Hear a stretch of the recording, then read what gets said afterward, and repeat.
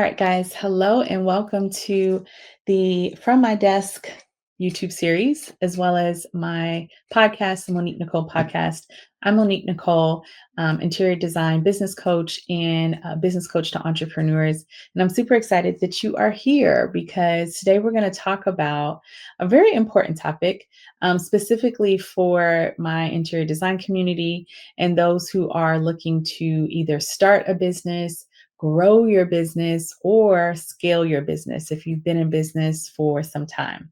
And so I think this is a question that no matter what phase you're in your business, that you will probably constantly keep asking yourself.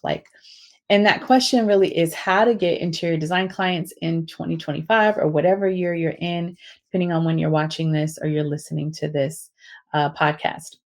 And so today, I want to share some quick tips on how to do this, how to strategize and create some strategies and tactics in your business so that you can do just that, get more interior design clients, right? And so let's just dive right in. I know you've probably thought about this and you've probably wondered, okay, how do I do this? How do I, you know, just even start getting creative about getting new clients, right? And you probably have heard this term SEO. Has anybody ever heard SEO? You may have heard this. It stands for search engine optimization. And I'll tell you a quick story. I remember when I worked in advertising many years ago. And one of the things that I would work on with my team was making sure that our new product that we were going to launch was what we call search optimized. So it just means that, the goal was to make sure that the product was out there on Google, on all the search engines, so that when someone's searching for the particular product or service that we were launching, that we would show up in the top rankings. So you may have noticed the last time you Googled something, right? And you typed in something, those words that you type in, they're called keywords. And so you may have noticed, depending on what you type in, right, there's different listings or businesses that will come up based on your search. And so one of the first things, or one of the things that I want to kind of share with you and talk to you about is how to make sure that you're showing up in those search terms. But the first thing you want to do when you start thinking about, how do I get more clients, is you want to make sure that you have laser clarity on your niche, your needs, and what their budget is.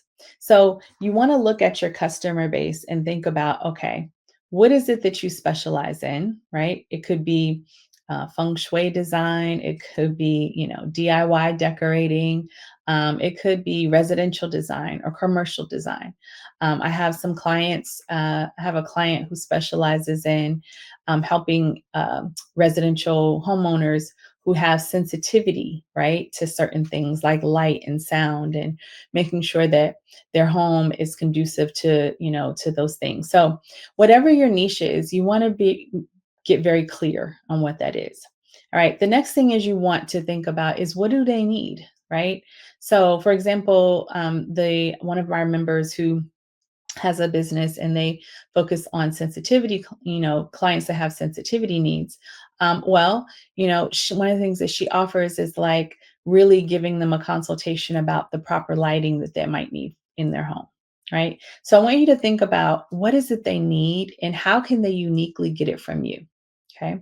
The third thing is you got to think about is, what is their budget, right? Now, budget is a tricky thing, and we don't have the time to go into that today in full. But what I will say about budget is there's a couple factors you need to kind of consider. The first is your client, right? What do you think, based on their demographics, their age, their gender, where they live, how much money, how much income they have? What do you think they can afford, right?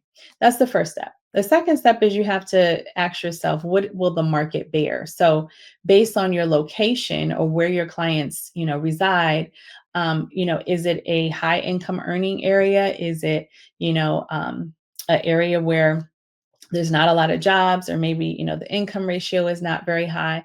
So you have to also look around and think about the environmental factors and how that can affect their income and their disposable income that they can potentially invest, right? And so the other thing is you have to think about is what you're offering. So you have to look at, okay, what are you offering and what can you offer at what capacity so that you make a profit, right? So for example, you want to make sure, let's just say you're doing a consultation, right? And you know that's going to take up 2 hours of your time.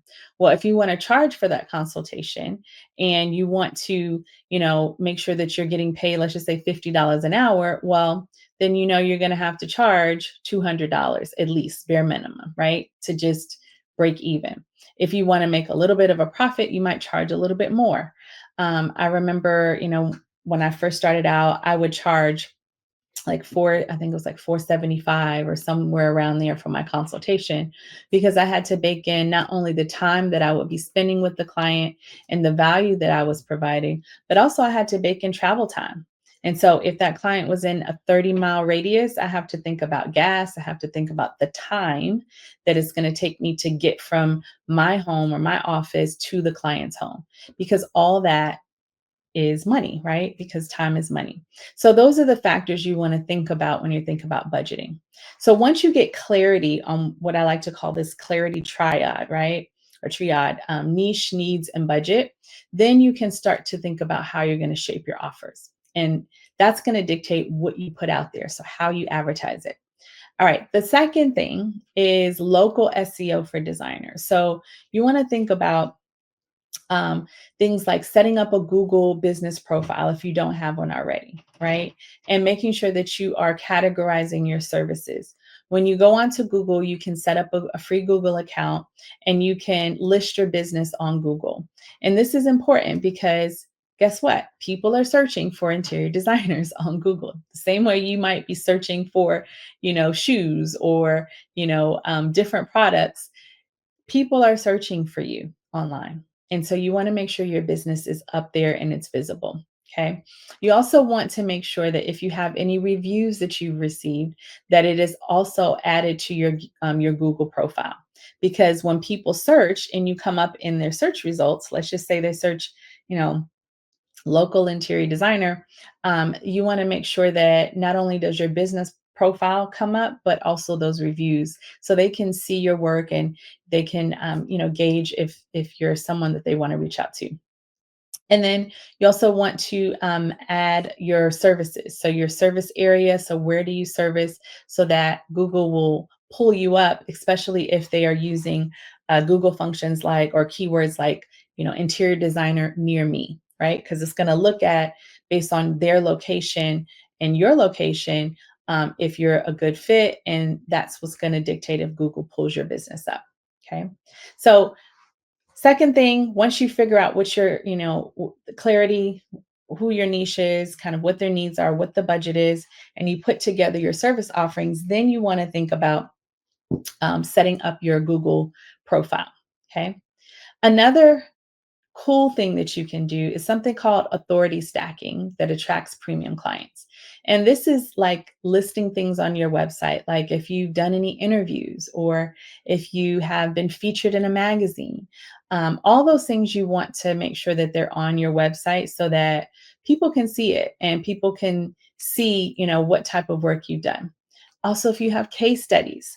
So another great way to really build your authority is to, put together case studies. So if you've had a great client experience and your client was super, happy about the results that they got and you had some really nice pictures, turn it into a case study.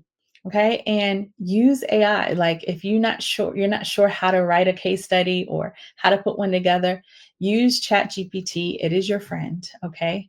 And we're going to be having more conversations about AI and how to use it for your business. But use ChatGPT to help create a case study based on a really great client project.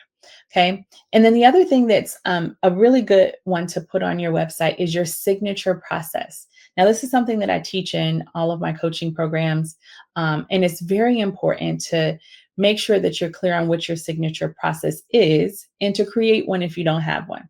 And that's basically, what does it look like? What is the experience that a client's going to have when they work with you?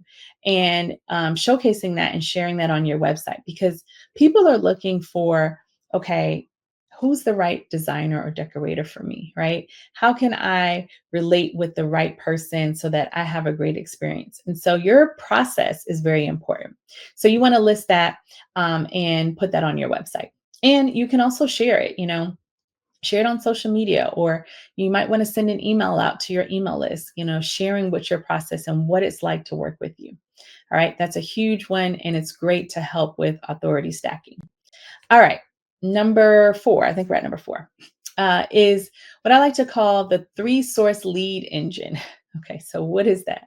So basically, it's where you create your a local blog on either your website or your Google listing. You also focus on getting referrals, right? So asking, your previous clients, hey, do you have some clients who are interested in working with the designer? Okay. And then the third thing is working with strategic partners. So this is where you might reach out to architects or builders or real estate agents, right? Depending on your niche and what you specialize in, I want to encourage you to think about who are some other types of professionals or businesses that align or maybe can really connect with you on a business level that you can maybe share services or share information with and support each other. And these are great because these are things that will help boost your business and also help get you in front of new clients that you may have not been able to be exposed to without these partnerships. Okay, so that's the three source lead engine, and that's where you are on Google. You're listed locally, and then you're also posting blogs on Google. Okay, so you're going to attract new clients by doing that. And then also reaching out and getting referrals, right? Talk to friends, talk to family members, things like that. And then setting up strategic partnerships. So reaching out to architects or builders or real estate agents to really help grow your network and get you in front of some new clients. Okay, the next thing is what I like to call fast action website fixes. Okay, so this is where you're going to go onto your website and make a few updates, right? So you want to think about adding things like before and after case studies with photos, right? If that's kind of your thing where maybe you do transformations, people love before and after photos. Okay, for a while, I remember early on in my business, I created, I had some before and after pictures on my site so people could see like the transformation, right? And it was great. People loved it. And it really helped kind of put myself out there to see, like, oh, okay, I can see what her capabilities are. I can see that, wow, she really transformed that space. And so, if that's kind of, an area or a niche that you specialize in, it's a great way to help get new clients. The other thing is giving a fees guidance, right? Meaning giving some explanation on how you charge and why you charge what you charge. Sometimes designers I know are a little hesitant to put their fees on their website. And as long as it's not like if you're not doing like luxury design, I think it's definitely a good thing to put some of your pricing on there because a lot of times people want to shop before they actually invest. And interior design it can be, to some people, can be complex. And a lot of times, customers or clients, they think that, interior design is very expensive and it's not for everyone, right? So, depending on what type of decorating and design services you offer, if they are, I like to say my rule of thumb, if your services fall anywhere, below $3,000 or $1,000, it's good to put it on your website. Okay. You can also give people a range of what your service pricing is. So let's just say, if you offer, design services by the room, you might give a range of like, $500 to, $2,500, depending on what services they get. So think about how you want to frame up your services and your pricing, and think about how you want to package that and put that on your website. I will say that the more pricing you have that's visible and transparent, usually the more inquiries you will get on your website, just because people know upfront what they're getting into, and people like that. Okay, so fee guidance is always good, and listing your pricing as long as it's not super high or you're not targeting luxury clients. Okay. Now, the third thing, when you think about fast action website updates that I think is important is to make sure that you have inquiry forms on your website. All right. These can be created very simply. You can use Jotform, Typeform. There's a lot of different apps that you can use. I'm a Wix lover. We build all of our design clients' websites in Wix. And so they have built-in forms that you can create. But depending on what services you offer, you want to have some inquiry forms on your site. So you might have an inquiry form, let's just say to schedule a consultation. And so you might want to have certain questions that you include, like, you know, what's your budget? How many rooms are you looking to get designed or decorated? When are you looking to start? How did you find us? Did you find us online? Did you hear about us through a friend? Right. So all of these questions help you pre-qualify them so that you can get leads coming in and you can pick and choose and say, okay, this seems like this client might be a good fit to work with. Or you know what? I'll give this person an email back and maybe just give them some referrals, or you might pass them on to someone else who you think might be a better fit for them. So it really cuts down your time in weeding out clients that might not be the right fit for you, but also being able to see clients that would be the right fit and getting back to them very quickly. Okay. And also, it also helps the potential client because they get to kind of reach out, they get to see, what services you offer, and then set up a time to talk with you either over the phone, or you might allow them to book a consultation online. So uh, that really covers inquiry forms, right? So creating those forms, it could be a contact form, it could be a form for them to fill out to inquire about your design services. But you want to have some type of inquiry form so that when someone goes to your website, they can actually reach out to you, and you know that people are interested. Okay, so that is all of my tips. I hope this was helpful. These tips are things that you can do today.